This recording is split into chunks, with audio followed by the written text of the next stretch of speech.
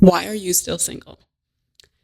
It's a question I've both heard and asked myself more times than I can count. At 31, I've built a life I love. Friends, family, jobs, hobbies, travel, growth, goals I'm chasing.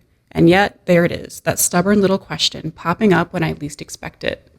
I've spent years peeling back the layers, past relationships, choices, patterns, trying to make sense of something that never feels simple. It's been over a year since I've been on a date, and nearly 3 years since my last long-term relationship. Before that, if I wasn't in a relationship, there was always some kind of love interest. Someone occupying my thoughts, my time, my energy, whether it ever turned into anything or not. If we're counting elementary school crushes, that's nearly my entire life spent chasing or being chased. So what happened when I finally stopped? I knew something was wrong the night he started talking about philosophy, the universe, spirituality. The way the conversation flowed so naturally. How easily we laughed. The depth of his questions, thoughtful, curious, like someone searching for meaning. He was a stranger, really, someone I'd just met for the first time over drinks with close mutual friends. I had never met anyone like him, or maybe more honestly, I didn't know someone like him even existed. Nothing happened. Nothing was meant to. But I was struck, deeply, unexpectedly, and honestly a little terrified by how quickly and easily I could connect with someone I'd known for only a couple of hours, more than with the person I'd been with for years. That was a problem, because in that moment, I was washed over with the queasy confrontation of my unequivocal loneliness, and the uncomfortable realization that my needs were greater than I'd been willing to admit. And with that truth hitting me hard between the eyes, I had a choice. Do something about it, or continue accepting things as they were. Months passed, and I did continue to accept things as they were, but with a keener sense of awareness. I could no longer ignore the small cracks that had been collected over the years, quietly breaking me apart until it became harder and harder to hold myself together. I feared I would lose myself entirely, like a lone chunk of ice drifting away in Arctic water. That fear sent me searching for answers. I began diving into books and podcasts about healthy partnerships. It wasn't enough to simply feel that things were off in my relationship. I needed objective, expert perspectives, evidence, statistics, science-backed research.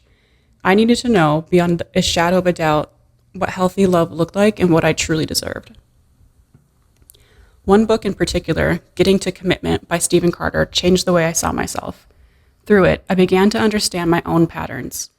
I tended to choose partners who displayed dysfunction, trust issues, or emotional unavailability.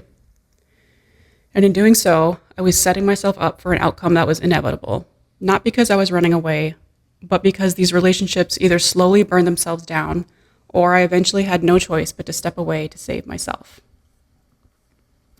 So what was wrong with me? I realized I was seeking what felt safe, known, but safe didn't necessarily mean good for me. I had grown comfortable with emotional distance because it felt familiar. Most of them weren't bad men, but they possessed traits that triggered old wounds. With just a flicker of familiarity, I was drawn in like a moth to a flame, and the cycle would start all over again. It was difficult, even painful, to confront these parts of myself. These were the dark bits that never wanted to be exposed. Somewhere along the way, I had been programmed to behave a certain way in relationships, staying quiet, compliant, accepting bad behavior, ignoring red flags, suppressing my feelings, enduring high emotional drama, and compromising my needs and values. Most of all, staying in relationships that I should leave, until I finally decided to break the cycle. I found myself washed up on the shores of a brand new singlescape for the first time in 5 years, at 29 years old. Lost, confused, still getting my sea legs, gasping for air, but alive and safe. It's not that I was eager to jump into another long-term relationship, and yet, for some reason, I had it in my head that I was meant to find my soulmate immediately, that this was my purpose, the whole reason I had turned my life upside down. And it's worth remembering that being alone had never been comfortable for me, not once in my life. So while I did give myself some time, I began dating again after a few months. But everything felt different. I was suddenly unsure of who I was even supposed to be choosing. My nervous system felt like a compass caught in magnetic interference, its needle spinning wildly out of control.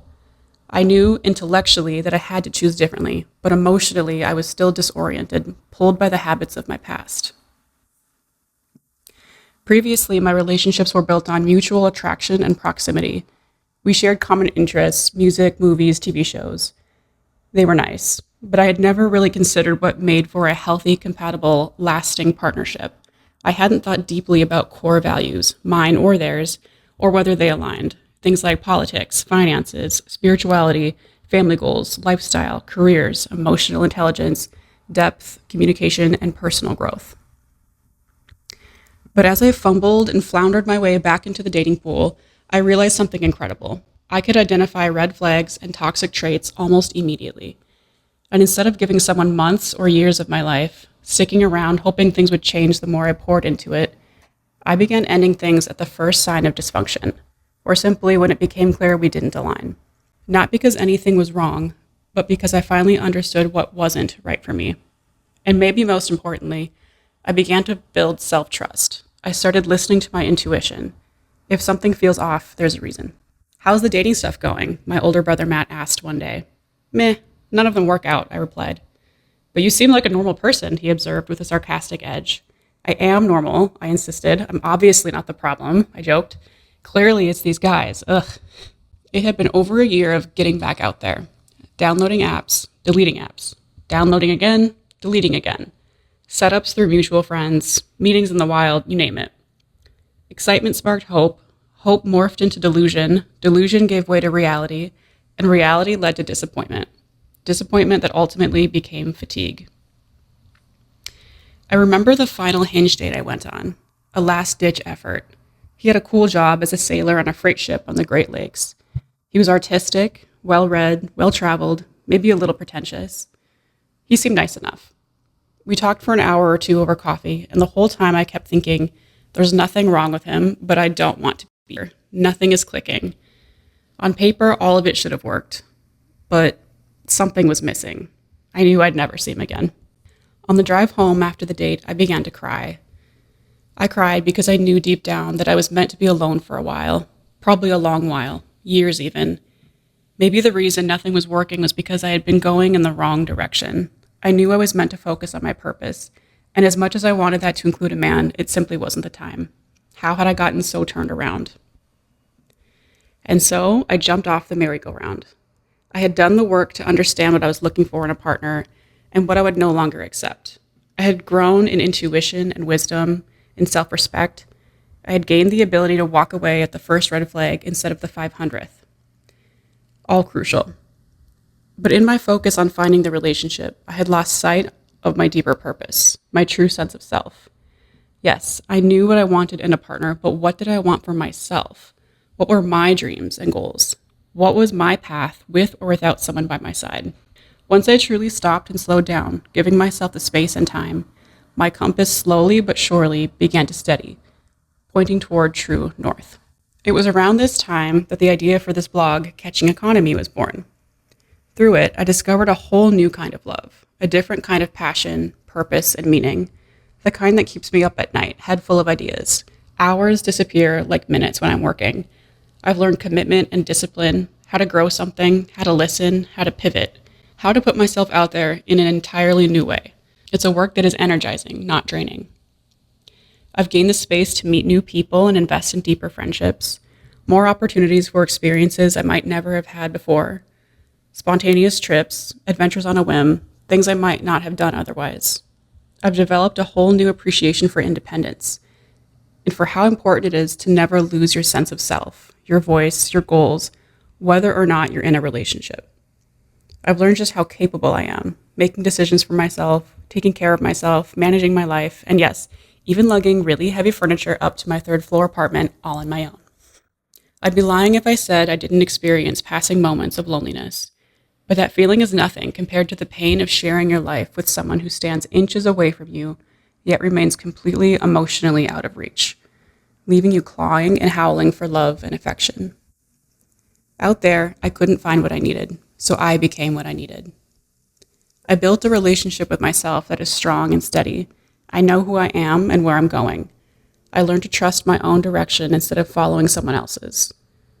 This season of conscious singleness has brought me more peace and healing than I've ever known, letting years of crash and burn cycles drain from me like toxin, allowing me to finally settle into a sense of calm. At first, that calm felt like boredom, until I realized it wasn't boredom at all, it was safety. true safety. And while I absolutely still desire a relationship, I'm unwilling to settle for anyone undeserving of the hard, often painful work it took to reach a whole, healthy place, one I couldn't have imagined for myself for most of my life. Until then, I'm exactly where I'm meant to be, learning, growing, and walking steadily toward whatever comes next.